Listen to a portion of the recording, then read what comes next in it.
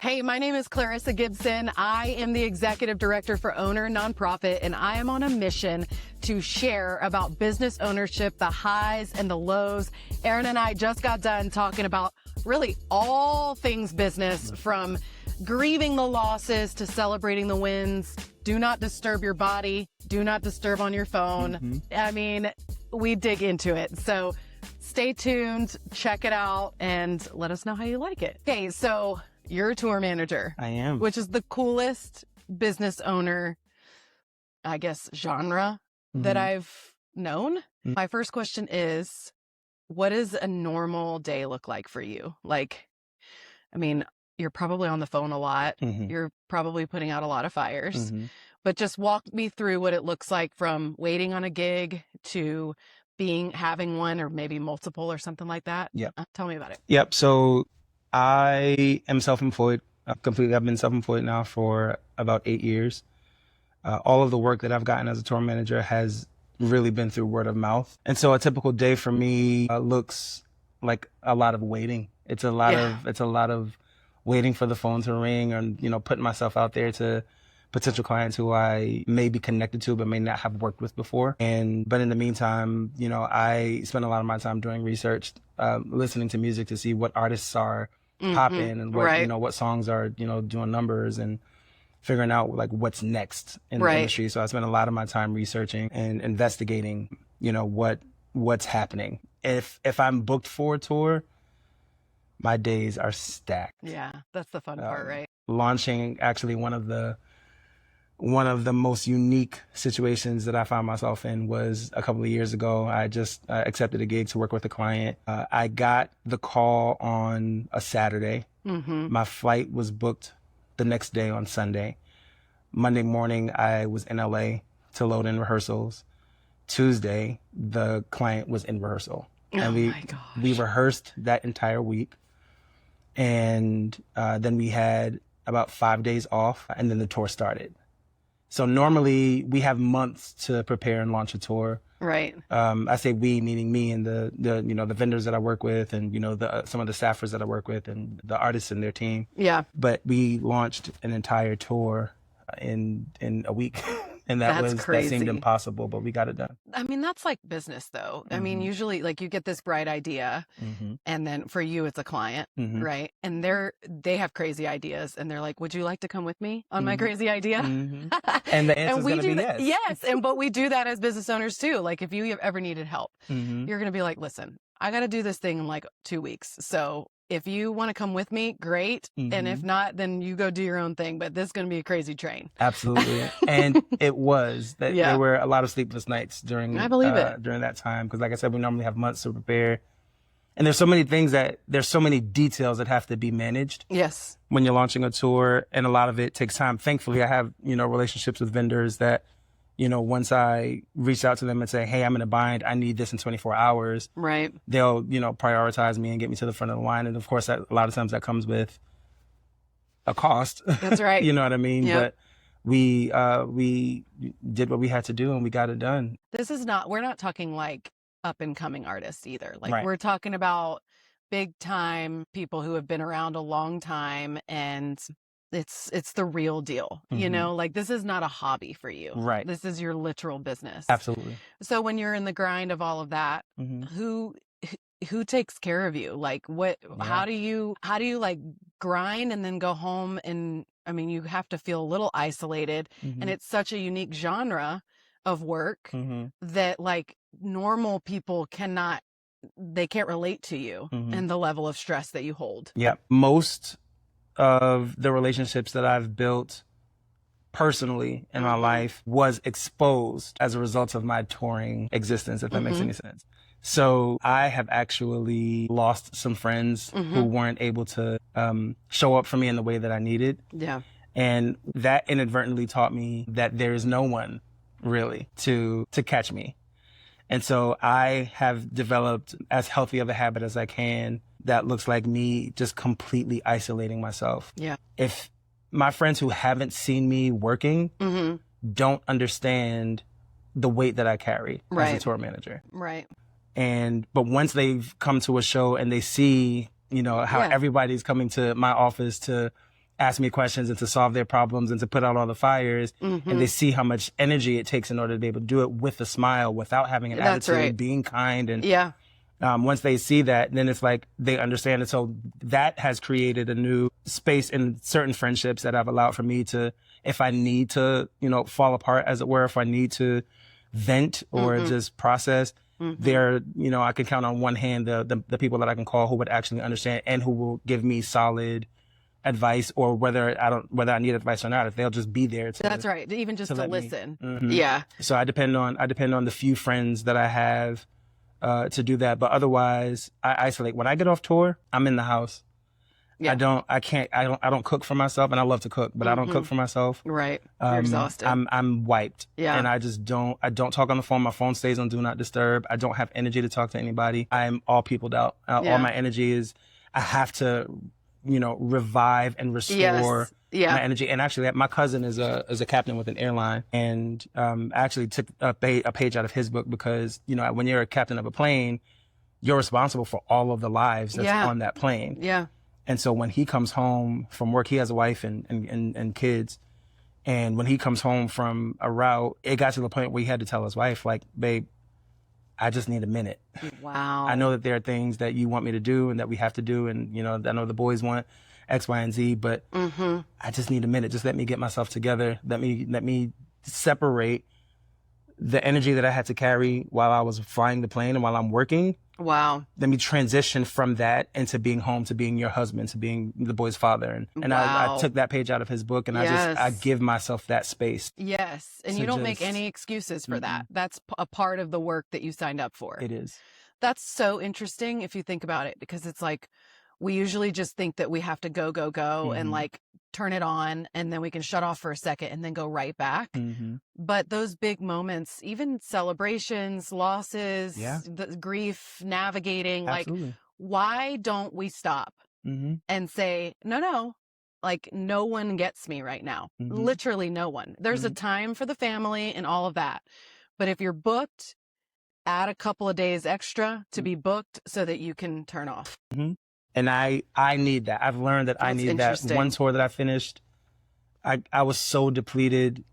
I didn't have the energy to be kind anymore. Because Well, that's the danger zone. it was very dangerous for me. Yeah. It was very dangerous. I know. I get it. And but that's part of the reason why I've chosen to stay single for so long and to not have kids until I'm able to kind of figure out how to navigate the difficulty of the job. Because like Right. when I'm on the road, that's my entire, like, that's my life. Like Yeah. I'm the parent, and everybody is, they're the children. I call all of my tours the children. Yeah. But yeah, the children need their parent. Yeah. You know what I mean? And at the end of this particular tour, I had a very difficult personality that I had to deal with on the entire run. They were a person of influence in the camp, and it took a lot of energy for me to not lose my cool for the entire 2 months that we were out. So by the end of the tour, after guardrailing all of that energy and doing the job where I'm solving everybody's problems, I was depleted. And so I came home and I shut out completely. And it took, that was the longest time it took me to recover from it. So I think it took me about 3 weeks to fully recover. Wow. So my phone was on Do Not Disturb, I think, for that entire 3 weeks. Wow. And barely cooked for myself. I just Uber Eats food in. I have them leave it at the door because I don't even have the energy don't look at me. to greet them. Like, just literally don't look put at the me. food down, go away, get in the car. Yeah. Then I'm opening the door to see if you've exactly. left. And I knew that I needed more time because I had to leave to do a rehearsal, actually. Oh, wow. You had to. You're like, I had let's to. go. Let's And do it. I got in the car, I pulled out of our community, and I pulled up to the red light, the first red light, and somebody did something in the car in front of me that, and I cussed them out in my car. Did you? And I said to myself, yeah, I'm not ready. I need to go back home. Yeah, that's right. We shouldn't wait for those. We should heed the signals before the actual stuff comes out. I mean, that's essentially what we're doing, is really giving those warning signs. That's like, it is okay. You got to pay attention to them. You have to, because you're going to lose people around you.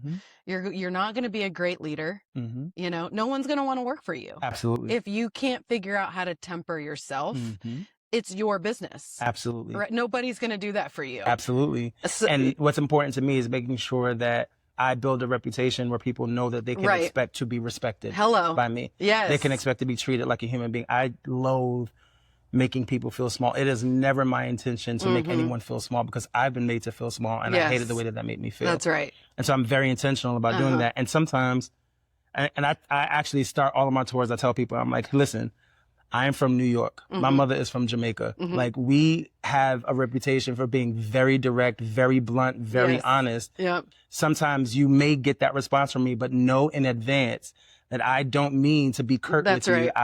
It's just a part of my personality. And so I've had to like catch myself. Yeah. If I give a terse response, it's like, that came out a little bit more aggressive than I intended. I'm sorry. Like, that's not my heart. Right, it's exactly. The city. And people don't understand. Blame it on the city, not my heart. But that's a real I know. thing. Like, I've had to do that so many times. And it's that people in the South especially just don't understand. So I've had to, code switch. I've had to learn how to navigate not just, physical environments, but I've had to learn how to navigate people who come from various different backgrounds. Because I don't just tour in the States. Like, I've toured internationally. And so cultures move and communicate very differently outside of the States than we do here.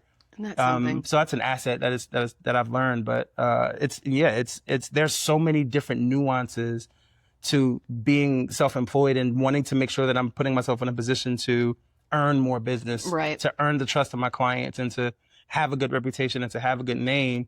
That's a weight in itself. It's a weight in and of itself. It's literally one tiny bucket of business ownership is being the person that when people talk about you, they're like, man, I couldn't have had a better service. Absolutely. And even if it doesn't end well, like if I've ever been let go, I've been let go from several opportunities. And my first question is to the person that hired me, would you hire me again? Thankfully, by the grace of God, the answer to that question has always been yes, which lets me know that I wasn't being let go for something that I did. Right. There was some other variables at play that affected the decision. But for the most part, it's been good for me to be able to say, would you hire me again? And the answer to be yes.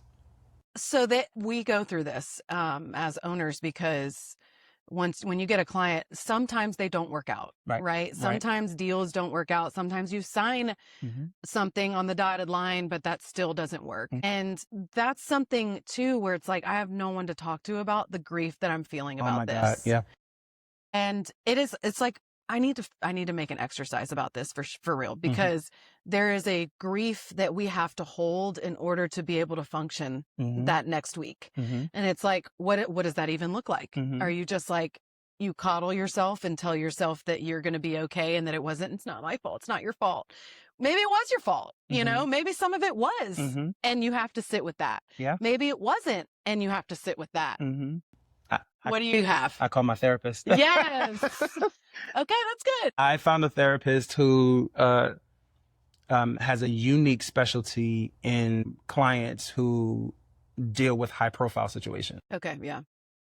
And he has been incredible for me. Yeah. In fact, when I was on tour earlier this year, and when I finished, I came home, the first thing that I did was call him and say, that's awesome. I need a session. Yeah. And I'm able to share everything with him. And what I love about him is that he asks me questions that I didn't think to ask myself. Yep. And it helps to get me to a place of understanding that even if it was my fault, that doesn't define who I am. That's right. Or where I'm going in the future. Correct. So I've learned to separate. This is a huge thing that I've learned through touring. I've had to learn to separate my own intrinsic value from the work that I do or who I do it with. So the mantra that I have said for years now, and I can't remember where I first heard it, I think it was on an Oprah podcast or something like that, is I exist, therefore I am valuable. Oh, wow. I'm not valuable because I work with this person or that person. Right. I'm not valuable because I'm great at my job. I'm not valuable because I have relationships with all of these people who are high profile. That's not what makes me valuable. Wow. What makes me valuable is that there's breath in my body. I wake up every day, just like we all do. Yeah. And I move through the world, caring for people, loving people, adding value to other people's lives. So if tour managing went away tomorrow, that's not your identity. That's not my identity. I find a way to pivot. I just got the chills. Wow. There's so much more to me than what I do. There's so much more to you than what you do. There's so much more to all of us. It took me a long time to figure that out after losing the business. It was like, that was my identity. I had had it since I was 25 years old. I knew nothing else. So when I lost it, it was like I had to reinvent myself and evolve. I didn't have to. I figured out it was always within me in one way or another. For sure. I was a walking that, like, whatever that was that people related me as, that business owner, like, I'm still that, but I just had to figure out where it's nice. It's good that you know that now your identity is not in that. Aaron, so you lead a very crazy life, which is good. That's part of the fun. I think, for me at least, part of the fun of owning my own business is that you can be doing one thing that is normal and then another thing that is not normal to many people, and then do that about 10 times all over again all week. And like, that's actually what keeps you going. Yes. Is the crazy. So what is the most chaotic thing you've had to solve for in the last 24 hours? Yeah, it wasn't necessarily, okay, well, it was less than 24 hours. It was real time in the moment. This is actually the story of how I became a tour manager. Okay. So it wasn't with a celebrity client. It was just a group of singers. We would go to different countries at different times of the year and travel and tour for anywhere from, 2 weeks to 3 months. And this particular run was my introduction to tour management. I was brought on as the assistant tour manager so I could learn how to be a tour manager. We were on a 6-week run in France, and we had checked out of our hotel. We got in the van with our driver, and we were headed to directly to the next city where we had a concert that evening. And our van broke down. Nice. And at the time, as I was in training to become a tour manager, the owner of the company, what she emphasized was, we cannot miss a show. Because if we miss a show, that immediately affects the bottom line. It affects all of your pay. It affects my pay. It affects, so many different things. So the tour manager was sitting in the front. I was sitting in the back. And she was on the phone with the owner of the company, not the ground transportation company, not our driver, but the owner of the group that we were with. And whatever their conversation was, it really wasn't getting anywhere. So the owner asked to speak to me. So I take the phone. She asked me the questions. I told her what I had perceived of the situation, and it informed her of what she needed to do in order to get us, out of the situation. So we're pulled over on the side of the highway at this point. My gosh. Is it 100 degrees or like 20? Because it's never in the middle. It was when your car breaks down. it was like 80 degrees. Oh, okay. So it wasn't terrible. Yeah, but still. But what was terrible was that when we checked out of the hotel, we had all gone to the grocery store, and we had we had all of our groceries and whatever. Of course. So long story short, instead of spending the early part of the day driving to the next city, we spent the majority of that day trying to figure out how to get from where we were to the next city so that we could make our concert. And so we had to figure out, where they were going to get a bus to come and get us, or another van, or another driver, or whatever have you. Long story short, we ended up they sent a bus to pick us up. We got on the bus, got to the city. We pulled up to the venue. Well, actually, we didn't pull up to the venue. We pulled up about 4 blocks away from the venue because the bus was too large to turn down the street. Oh my God. And the bus was leaving. So we had to so we're hours late. We got off the bus, grabbed all of our luggage, our wardrobe, and all the groceries that we had just bought, carried every single thing that we could from where the bus dropped us off to the church, where we were performing at a church, and found all of the people outside, upset because we hadn't made it. And so they see us, finally coming in, and, so they're like, oh, we want our money back, or whatever. It was like, no, we're going to do the show. Yeah. So, we go inside, we run into the back, put on our wardrobe, do the entire show. We usually have an intermission, didn't do an intermission. Got through, did the intermission, finished the show. People were happy. It was great. It was a great show. And then there was the issue of how do we get to the hotel? Right. With all of our stuff.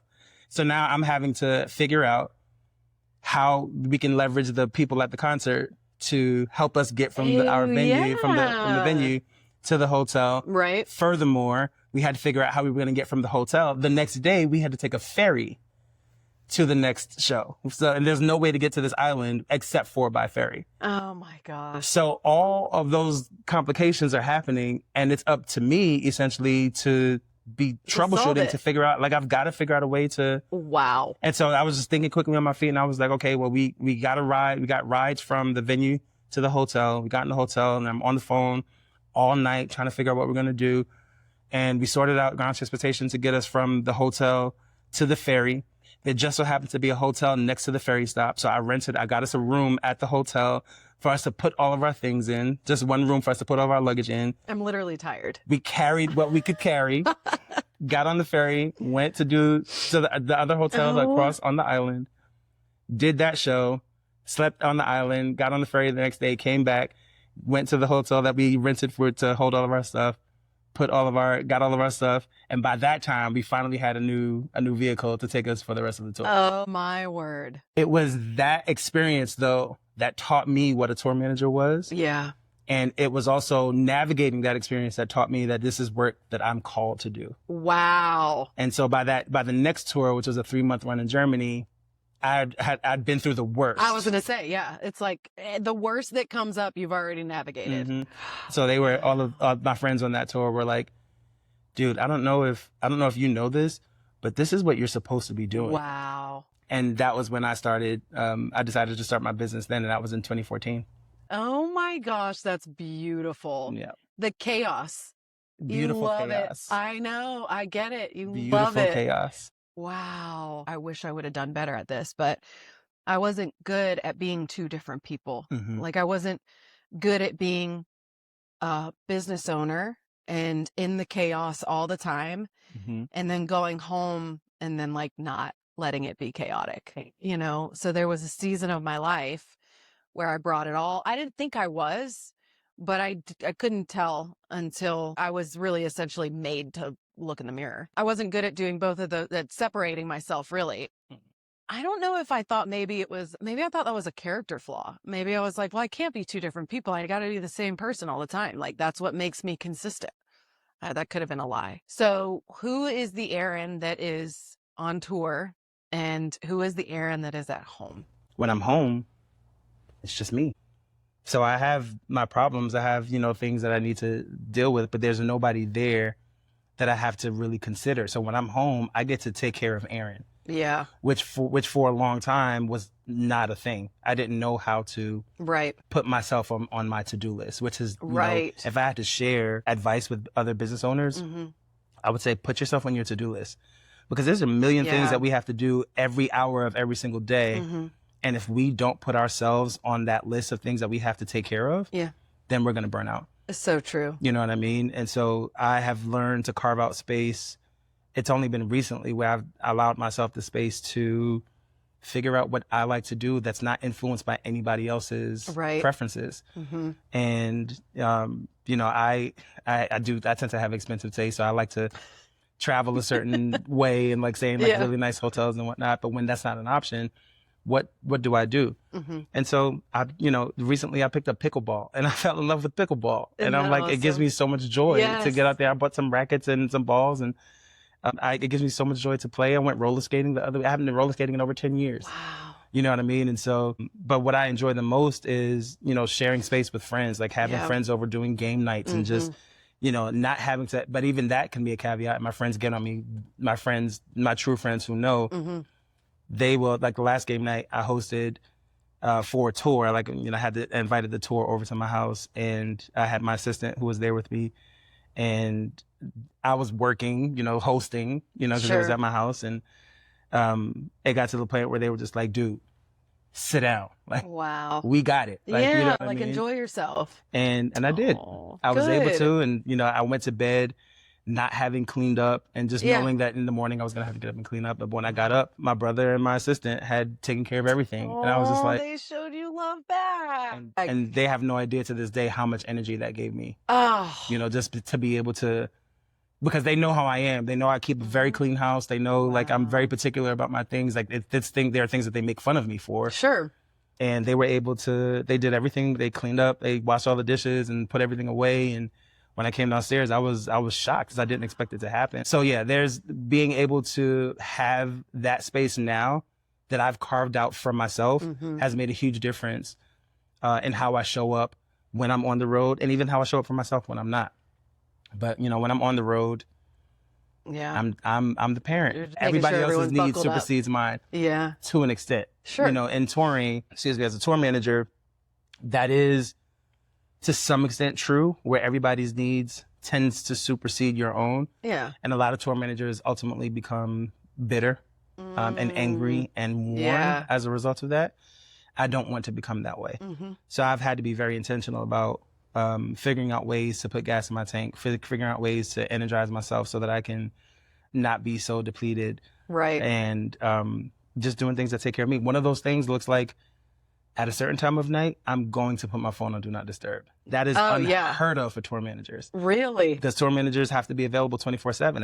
At any moment, there's a fire that has to be put out. But you're like, you don't get the best of me unless I do this. Exactly. Yeah. So I do it, you know, strategically, in that there are certain people, there are certain key people that can break through the Do Not Disturb. That's right. And then, which is fair. And if it's a bus driver, they know to come to, they always know what bunk I'm in, so they know to come to my bunk to wake me up or whatever have you if I need to put out a fire. So it's not, I don't do it just haphazardly. I do it very strategically. Right. But for the most part, if I don't put my phone on Do Not Disturb, people are going to, when a child needs something, they're going to call their parent. Yeah. And it doesn't matter. Even though it's like, can you put my socks on? Yeah. It's something that they can do themselves. You're 16 years old. Why do you need help putting your socks on? I get it. You know what I mean? Yeah. So I'm just like, I have to, because I already have a complicated relationship with sleep. Okay. For the most part, I only sleep 3 to 4 hours at a time, and then I wake wild. up. Sometimes I go back to sleep. Sometimes I don't. Yeah. Which is why I love working for myself, because I get to make my own schedule, and I'm not beholden to anybody else's if it works for schedule you. or time clock. But it does work out for me to be able to you know, take care of Aaron, because if I don't take care of Aaron, I'm not going to be any good to take care of anybody else. I thought about so many things during this, but I'll settle for 2. Okay, the first one is, and I'll have to say the second one or else I'll forget. For sure. So the first one is, it's so much more simple than we think. Absolutely. Like I have been really trying to not overcomplicate very minor things that are like, I can solve this like this if I stop overcomplicating it. That is the pickleball. That is the things that bring you joy. It's like, it's really not that complicated to center yourself and find things that bring you joy. You just have to decide that that's what you want to spend your time on instead of overworking yourself. Instead of feeling like you have to answer to your employees who answer to you, you know, like it's very simple. You just do the things that bring you joy. Do it. Decide it though. Do it. And then stick to it. And then look at you. You're a better person. Having the courage to decide. I can't tell you how many times I will have the intention to get dressed and to go for a walk, or to go play pickleball, and somewhere in the process of me intending to do it and setting a plan to do it and actually going and getting dressed, I stop and I start wrestling with myself. Yeah. And I'm like, but you have all of these other things to do, and you have these calls to make, you have these emails to respond to, you have this. Or it's just, I really don't feel like going anywhere. Like, I just want to stay. I don't want to get dressed. I just want to stay in the house. That's and I just want to, you know what I mean? I just want to veg out, until I have to get up. And I realize how, what I've learned is when I dismiss the decision, and I do what I feel like doing, which is like vegging out or just not doing anything productive. That always comes with a certain level of guilt or remorse. Absolutely. Yeah. And when I push through and make the decision, get dressed and go out and go for a walk or go play pickleball, when I come back, I am exhilarated. Oh my gosh. And so I've learned to chase that. It's like guilt or joy. Which one do you want? Again, simple. Simple. You just decide. And then when I do veg out after playing pickleball, but after going for a walk, I feel like I've earned that. That's right. And it's more restorative, because it's like, I did my work. I did what I had to do. Yes. You know what I mean? And if I need to open the computer, cool. I'll open the computer and, get to work. But you did your thing. But I did my thing to take care of Aaron. Yeah. So, we've got to put ourselves on our to-do list. That was my second one, is the do not disturb. And I actually had an epiphany during all of that you just said, is because we can put our phone on do not disturb, but when do you put your body on do not disturb? So good. Oh my gosh. I need to create something there. For me, I'm in the process of working out now, but I discovered years ago the Korean bathhouse, Korean spas. Game changer. Really? So whenever I have an off day on tour, I will research to see if there's a Korean bathhouse. And the reason why it's a Korean bathhouse is because it's so inexpensive compared to a traditional spa. Right. Where you have to, it's astronomically expensive. But with a Korean bathhouse, you pay a small entry fee. You can stay for up to 24 hours as long as you want. There are all of these amenities that you have access to, some of which are included and some of which cost extra. But I get to choose what I want to do. And I'll just tell people, like on an off day from tour, I'll say, hey, I'm going to disappear for the day. I just need a minute. Yeah. Can you guys give me a minute, please? Wow. And I'll put my phone on Do Not Disturb. I'll go to a Korean bathhouse. I'll go sit in the hot tub, sit in the steam room, do my breathing exercises. I'll read a book, have some lunch. And I will just completely charge my physical body. Wow. Which will allow for me to then get back to the work that I need to do. So you're right. It taking care of, like putting your body on Do Not Disturb is equally as important as putting your phone on Do Not Disturb. Yeah. I wish I would have done both sooner. First of all, the Do Not Disturb on the phone was a life changer for me. I mean, I literally set it off, and I can do this in this phase of my life, but 5 p.m. it goes off. And I'm not getting, because even like the spam calls can interrupt your block. Yeah, like gone. It's like there's a handful of people that can come through the Do Not Disturb, and it has been a game changer for me. One of my best friends has been challenging me to not sleep with my phone in my room. Yeah. That I can't do. Me either. I can't do that. I'm out. Like honestly, I have no desire. Yeah, like I have to have my phone nearby. Because at any point something could happen, and if I'm too far removed from being able to put out a fire, then that could mean trouble. In some cases, you're getting paid to do that too. So like that's literally your job. And that makes sense to me, but that's why the rest of the stuff is important for you, because in some ways you can't get away from things, and that's fine. But that's why you go and you choose to be exhilarated by playing pickleball or going to the spa or whatever it is. Exactly. So and, it's all working together. I mean, I knew this would be good. But like, good. It's because we're two Puerto Ricans, though. I mean, sorry, he's not Puerto Rican. Jamaican. I'm Puerto Rican. He's Jamaican. We're from the but islands. We're both from New York. We are from New York. So you better. We that's are. It. And we understand what that means. We do. And most people who are not from New York just don't understand what that means. They don't. It's not an excuse. Though it is just it's a little more fiery. I love the disclaimer. Yes, I can see it. Just like I'm coming up. And watch it. People are seeing it now that the Knicks have won the championship this year. Okay. People are seeing and feeling, it's even through social media, what that New York energy actually feels like. And people are like electrified. That's right. Yeah. And that's the energy that we move with on a regular basis. Wow. I literally have to preface things with like, hey, I'm not mad. I am just very passionate and I don't know how to hold it in. I wish people still don't understand that. They don't understand. I'm like, I swear they're going home to cry. Like, I didn't mean to. I have so many stories. Yes, an unfortunate amount of stories. Me too. I had 30 staff one time. Guarantee you 16 of them were crying in bed at night. Literally. But I didn't mean to. It's not my intention.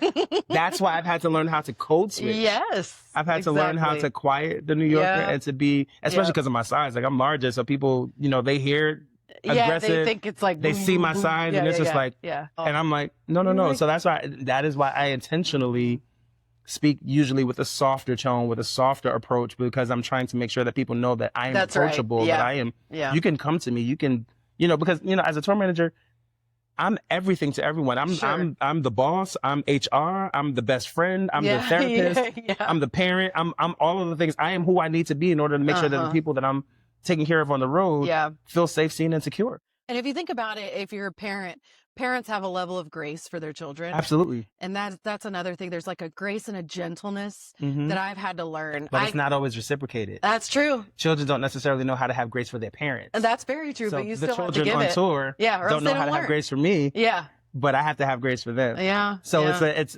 that's why it's so important for me to have grace for myself. Exactly. But that's the cost of business ownership. Absolutely. That is the cost of having a team of people that you trust. Because they can read between the lines and follow you no matter what. And I'm not one of the ones who I am an emotional person. And that's been a blessing and a curse. Sure. But I'm not one of the ones who believes that you shouldn't, integrate personal with business or integrate friendship with business. I prefer to do business with my friends because my friends know me. Right. They know, just like I had I my know. brother and my assistant, both of whom are friends. Yeah. They just like they took care of me when I had the game night at my house, and you know, they cleaned up and everything. Yes, because they People who don't know me won't know that that's important to me. ain't nobody care about your business more than you. Do you know what I'm saying? Family. And so that's I why I was know. like, I'm 100% interested, because if I know you and I trust you in life, then I can trust you in business. Yeah. You know what I mean? And so I'm always going to be a proponent for integrating the trust that I have in people to invite them into work. That's what's gotten me to where I am now as a tour manager. The best work that I've gotten has been because a mentor of mine who knows me took me by the hand and said, "Come on, let's go." Yes. Yeah. You know what I mean? Man, and that's where like this particular mentor he's saved my life. I wouldn't even live in my house right now if it weren't for him. You have another one about mentorship. Yeah. Okay. Well, we'll do that then. All right. Thank you. Absolutely. You're the Thanks for having me. best.